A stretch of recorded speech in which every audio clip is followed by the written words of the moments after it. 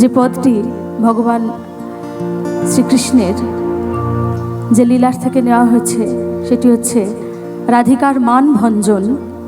পূর্বের ঘটনা কিছুটা এরকম যে আজকে ভগবান শ্রীকৃষ্ণ রাধারানীকে বংশীধ্বনি সংকেত করে বললেন, বাঁশি বাজিয়ে বললেন যে হে রাধে, আজ আমি তোমার কুঞ্জ মন্দিরে যাব, তুমি কুঞ্জ মন্দির সাজাও। আর রাধারানী সেই বংশীধ্বনি সংকেত শুনেই ললিতা, বিশাখা, তুঙ্গবিদ্যা, চম্পকলতা সমস্ত অন্তরঙ্গ সখীদেরকে সঙ্গে করে নিয়ে মনের আনন্দে কুঞ্জ মন্দির সাজাতে আরম্ভ করলেন। এবং কুঞ্জ মন্দির সাজিয়ে রাধারানী অপেক্ষা করছেন আর চিন্তা করছেন, ওই বুঝি আমার বধূ আসে, ওই বুঝি আমার বধূ আসে। এইভাবে অপেক্ষা করতে করতে করতে করতে নিশি ভোর হয়ে গেল, কিন্তু গোবিন্দ রাধারানীর কুঞ্জে এলেন না। তখন প্রাণের সখী ললিতাকে রাধারানী বলছেন, সখী রে,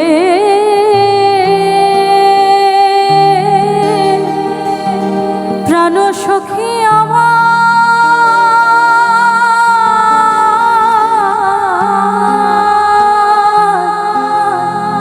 আমি বধুর লাগিয়া সে যে বিছাইনু গাঁথিনু ফুলের মালা, বধুর লাগিয়া সে যে বিছাইনু গাঁথিনু ফুলের মালা। আমার মালা শুকাইল নিশি পোহাইল, তবু না এলো কালা, তবু না এলো কালা। আমার মালা শুকাইল নিশি পোহাইল, তবু না এলো কালা, তবু না এলো কালা।